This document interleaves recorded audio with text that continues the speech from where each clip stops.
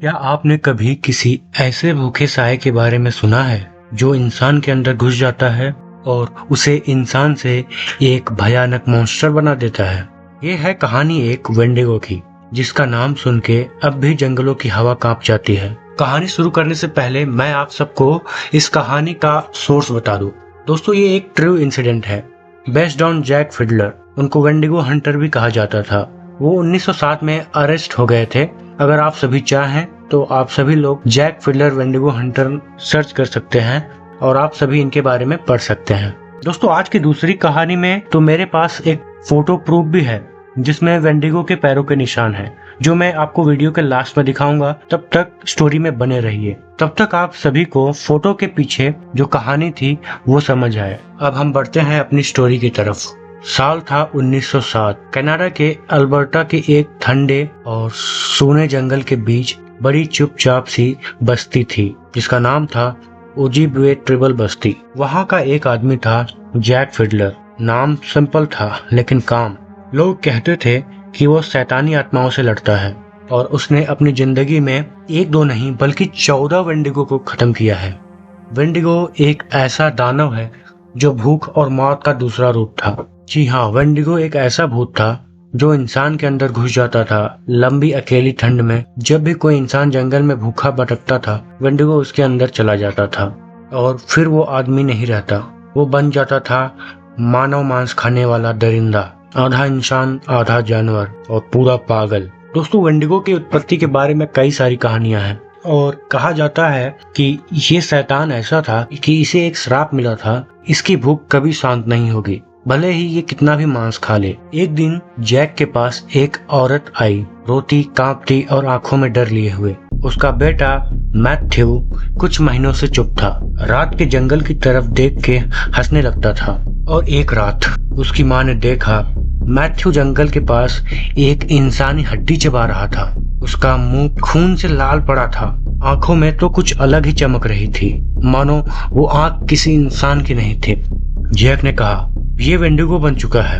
अगर इसे रोका नहीं गया तो पूरी बस्ती उसकी भूख बन जाएगी और फिर मौत का एक ऐसा तांडव चालू होगा जिसे रोकना किसी के बस की बात नहीं होगी। जैक ने उसे एक बड़े पत्थर पर बांधा।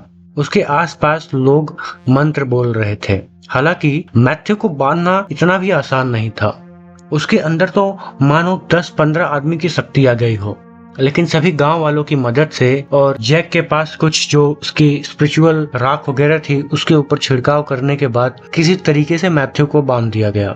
और अब जैक ने ओजीबवे रिचुअल शुरू किया। उसने अपनी भाषा में मंत्र चालू किया, हांदेग मिन्नावा निबिसेंस वेंडिगो।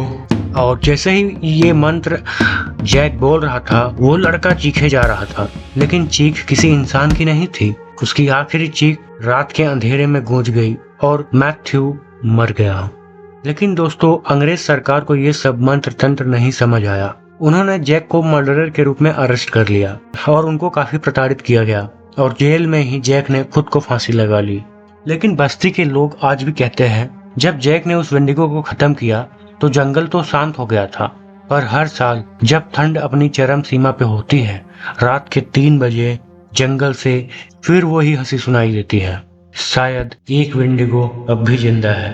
अब आप कभी जंगल में अकेले ना जाना, क्योंकि अगर वेंडिगो ने आपको देख लिया तो आप भी सिर्फ एक हंसी ही बन जाओगे रात के 3 बजे उस ठंडे से जंगल में। तो दोस्तों, ये थी हमारी पहली कहानी, जो कि आप चाहे तो खुद ही सर्च करके देख सकते हैं। अब मैं अपनी दूसरी कहानी की ओर बढ़ रहा हूँ, जो कि काफी फेमस है। दोस्तों, ये जो दूसरी कहानी है वो रूह कपा देने वाली कहानी है। 90s के दशक में कनाडा के एक वीरान और ठंडे हिस्से में एक अमीर शिकारी आया था। एक ऐसा शहर का आदमी जिसे जंगल का जंगली थ्रिल चाहिए था, जहाँ कोई कभी न गया हो। वो एक ट्रेडिंग पोस्ट पर गया और एक गाइड की तलाश की, पर सभी लोग ने उसे मना कर दिया और सबने कहा, वहाँ मत जाना, वहाँ कुछ है, वहाँ मत जाना, वहाँ कुछ है। ये सब सुनकर भी उसका जुनून कम नहीं हुआ। आखिर एक आदमी मान गया। एक इंडियन गाइड जिसका नाम डिफेगो था, गरीबी में डूबा हुआ था। पैसे के लिए जान देने को फाइनली वो तैयार हो गया। वो दोनों एक बड़े बर्फ से जमे हुए झील के पास कैंप लगाते हैं। 3 दिन तक शिकार करते हैं, पर एक भी शिकार नहीं मिला। तीसरी रात एक भयानक आंधी आती है टेंट के अंदर वो दोनों चिपक के लेटे हुए होते हैं और हवा चीख रही होती है, यानी कि हवा काफी तेज चल रही होती है। शिकारी ने टेंट का फ्लैप उठाया और देखा ना ही एक पत्ता हिल रहा था और ना ही कोई पेड़, पर फिर भी हवा चीख रही थी और किसी का नाम पुकार रही थी, दा फायगो। दा फायगो कॉर्नर में चिपका पड़ा हुआ था। वो अपना चेहरा छुपा रहा था, कान बंद कर रहा था और आंखें भी बंद किए हुए बैठा था और उसके होठों से सिर्फ एक ही शब्द निकल रहे थे, मेरे जलते हुए पांव, आग के पांव, मेरी पैरों में आग लग गई है। शिकारी समझ नहीं पा रहा था। उसने डेफागो को रोकना चाहा, पर तब तक डेफागो हवा की तरह भाग चुका था। जंगल में अंधेरा था और उस अंधेरे में गूंजती थी सिर्फ एक चीख, आग के पांव, आग के पांव। सुबह शिकारी ने उसके पैरों के निशान को फॉलो किया। पहले तो नॉर्मल स्टेप्स थे, पर धीरे धीरे उनके बीच का फासला बढ़ता गया और इतना ज्यादा कि इंसान के लिए नामुमकिन हो गया। झील के बीच तक वो फुटप्रिंट्स गए और फिर अचानक गायब हो गए। ना बर्फ टूटा, ना खून, कुछ नहीं। जैसे कोई उसे हवा में खींच कर ले गया हो या शायद उड़ा दिया गया हो। और तभी हवा दोबारा चलने लगी और ऊपर से आई एक चीख, आग के पांव, मेरे जलते हुए पांव। पर आसमान तो खाली था। शिकारी वापस सिविलाइजेशन गया। 1 साल बाद फिर वापस आया। वही ट्रेडिंग पोस्ट, वही लोग, लेकिन डेफागो कभी वापस नहीं आया। एक आदमी हंस के बोला, वेंडिगो ले गया होगा। जो हवा में ले जाता है पांव जला देता है, और जब सब कुछ जल जाता है तो सिर्फ एक चीज छोड़ता है और वो है राख। दोस्तों 2 दिन बाद वो शिकारी ट्रेडिंग पोस्ट में आग के पास बैठा था। तब एक आदमी आया, सर से पांव तक कंबल में लपेटे हुए। उसका चेहरा दिखाई नहीं दे रहा था। शिकारी पास गया और पूछा, तुम डेफागो हो? उसके तरफ से कोई जवाब नहीं आया। वो उसका हाथ हिलाकर देखता है, कोई रिएक्शन नहीं आता। तब वो उसका हाथ उठाता है और चीख मार देता है। और दोस्तों उस चद्दर के अंदर कोई नहीं था, सिर्फ धुआं और राख मिली। अगर तुम कभी ठंडे जंगल में कभी अकेले जाओ और वहां तुम्हारा नाम ले, तो पलट के मत देखना, क्या पता वेंडिगो तुम्हें देख रहा हो। तो दोस्तों कैसी लगी ये दूसरी कहानी? प्रूफ के तौर पर मैं आप सबको इसकी जो सोर्स है वो आपको दिखा देता हूँ। तो दोस्तों जो डेफागो ने कहा था कि उसके पाँव के इमेज का उसने फोटो लिया था, अब मैं आप सभी को वो इमेज दिखाने जा रहा हूँ। आज की जो तीसरी कहानी है वो मैंने रेडिट से लिया है और ये यूजर कहता है कि कुछ कहानियां सिर्फ कहानियां ही नहीं होती, कुछ डर जीवन भर का पीछा नहीं छोड़ते। मैं एक जीता जागता सबूत हूँ कि वेंडिगो सिर्फ एक कथा नहीं, एक हकीकत है। कहानी शुरू होती है लेट फॉल 2010 कनाडा के ठंडे और सुनसान जंगलों में। मैं अपने पिता और बड़े भाई के साथ शिकार पर गया था। हम दिन भर नदियों, रैपिड्स और जंगलों के बीच से गुजरते रहे और एक जगह कैंप लगा लिया, जहां से हम अपने सफर का आधा रास्ता तय कर चुके थे।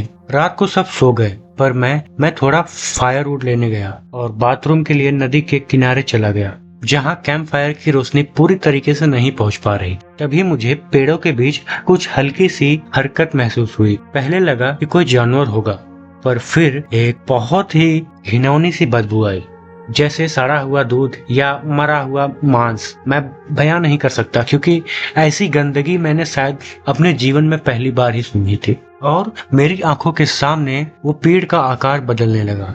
धीरे धीरे एक चेहरा बन रहा था, किसी इंसान का, और वो इंसान था मेरा मर चुका रिश्तेदार। उसने कहा, हेलो, मुझे याद किया? मैं तुम्हें बहुत मिस करता हूँ, आ जाओ मेरे पास। मुझे लगा ये एक इमोशनल मोमेंट है। मैं पता नहीं क्यों अचानक से बहुत इमोशनल हो गया और मुस्कुराते हुए एक कदम आगे बढ़ गया। लेकिन कुछ सेकंड बाद सब बदल गया। उसका चेहरा बिना किसी इमोशन के हो गया। फिर उसकी त्वचा झड़ने लगी। घुसा घुसा हुआ मांस उसके गलों से गिर रहा था। मेरी रगों में ठंडी भर गई। मेरे तो पैर ही मानो जम गए और अब मैं पीछे हटने लगा। लेकिन तब तक मैं कैंप से काफी दूर आ चुका था, बिना समझे उसकी आवाज के पीछे चलते चलते। मुझे नहीं समझ में आया कि मैं इतना दूर कैसे आ गया। उस आवाज ने गुस्सा दिखाया और कहा, आ जाओ इधर। मैं भागने लगा और तब मैंने पीछे मुड़कर देखा। जो मैंने देखा उससे मैं जिंदगी भर कभी नहीं भूल पाऊंगा। एक सूखा हुआ, हड्डियों से लटकता हुआ, घिसा पिटा हुआ इंसानी जिस्म, जिसका चेहरा सड़ चुका था, आंखें अंदर धसी हुई थी और सीना खोखला था। जैसे उसके अंदर कुछ भी ना हो। मैं चिल्लाना चाहता था पर डर के मारे गला सूख गया था। मैं भागा जंगल में नदी के किनारे मदद के लिए। जैसे ही ऊपर चढ़ने लगा उसने मेरे पैर पकड़ लिए और अब मैं घास को पकड़ लिया था और किसी तरीके से उससे खुद को छुड़ाने का प्रयत्न कर रहा था। आखिर मैंने चिल्लाते हुए बोला कि किसी ने मेरा पैर पकड़ लिया है। मेरे भाई ने मुझे सुन लिया। वो भागता हुआ आया और मुझे खींचकर ऊपर कर लिया आग के पास। मैं कांप रहा था और जब मैं समझने लगा कि मैंने क्या देखा, मेरे भाई ने सिर हिलाकर बोला, मैंने भी देखा था, मुझे पता है। और वही वो मोमेंट था जब मुझे समझ आया ये सब वेंडिगो कोई कथा नहीं, पूरी हकीकत है। और उस रात हम सभी ने नींद नहीं ली क्योंकि हमें नींद ही नहीं आ रही थी। हम सभी बंदूकें हाथ में लिए आग के पास ही बैठे रहे। सुबह जैसे ही धूप निकली हम वापस चल दिए और फिर वहाँ कभी वापस नहीं गए। लेकिन दोस्तों कहानी वहीं खत्म नहीं होती। उस रात के बाद मुझे सपने आने लगे, काले चेहरे और खिड़की के बाहर कुछ झांकता हुआ। रातों में मेरे कानों के पास किसी के फुसफुसाने की आवाज और दिन में भी उसका एक साया मेरे आसपास घूमता था।